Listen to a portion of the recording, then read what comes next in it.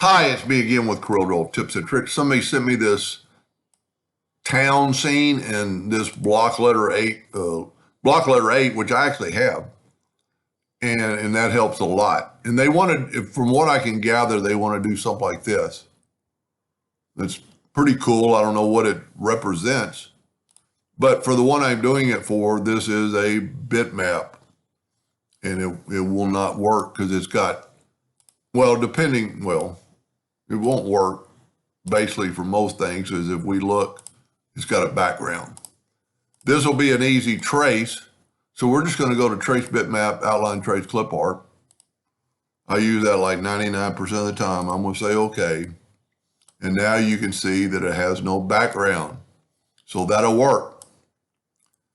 Now the 8, what I would suggest, let's put all this stuff over here off the page. I'm going to take my letter 8 and I'm going to left click no fill, right click outline. I'm going to go to effects and contour. I'm going to contour to the inside just 0.01 because they did mention they don't want it touching. They want like a white border, and it's not really a white border. It is a transparent border. As you can see, there's nothing there. Evidently, they're printing on this on like a blue shirt. But then take this and inside with square corners, because there's really no round corners in this. We're going to do it in red, and it gets that effect. Now go to Object, Break Contour Part, and then this is pretty important. Click on the inside and nudge it. Do not move it, because we're going to need that to put it right back. And then I think they wanted the city scene on the bottom. Matter of fact, I'm going to move this out of the way.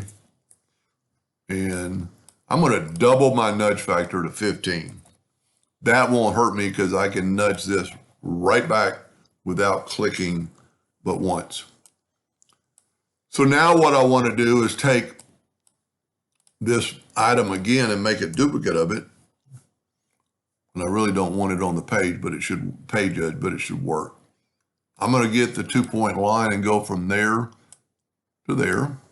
And then I'm going to take the Smart Fill tool and nudge that over. Now I've got 2 different entities.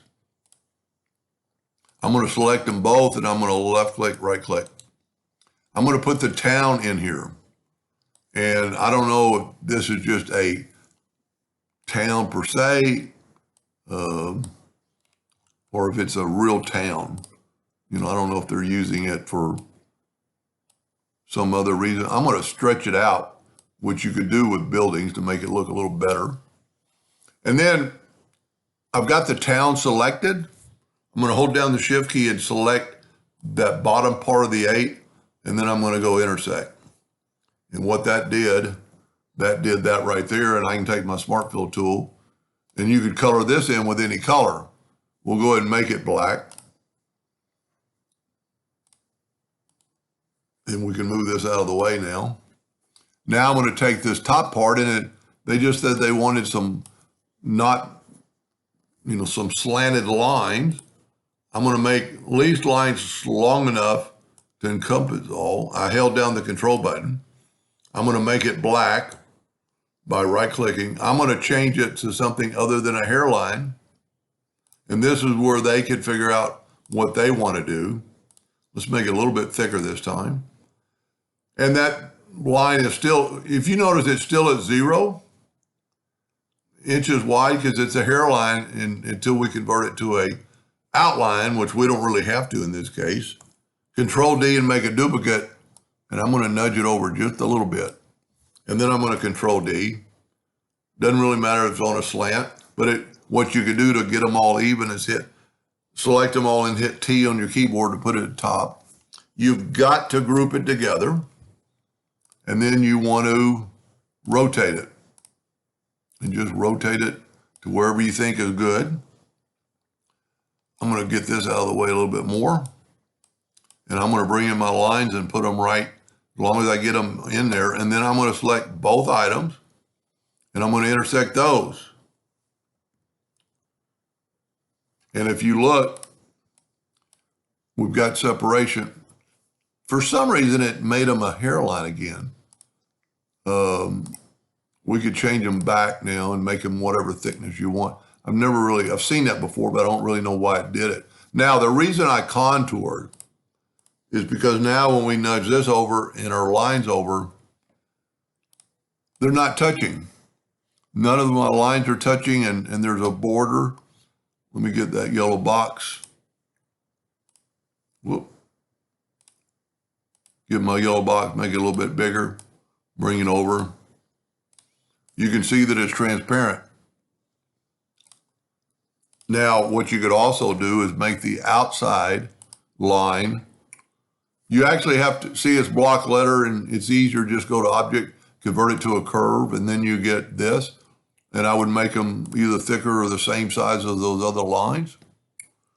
And there you have it. Now, if you printed this on a, let's say a blue t-shirt, just make it blue, dark blue, object, order, backup page. And that's what you're going to get. Probably, the lighter the shirt, the better it'll look. And I cut off the top of the building, but unless that's a particular, building, and you could square up the building and make it look a little bit better.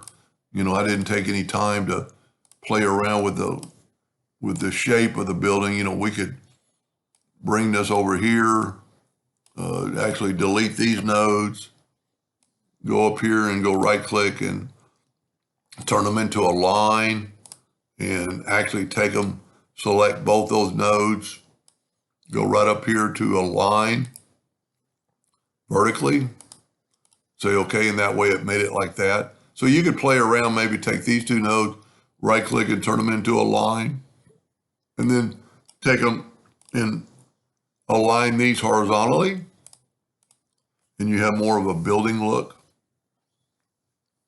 But that's one way to do it. There's probably several ways to do that, but that's pretty cool. Anyway, I hope that helped them a little bit, and thank you for watching.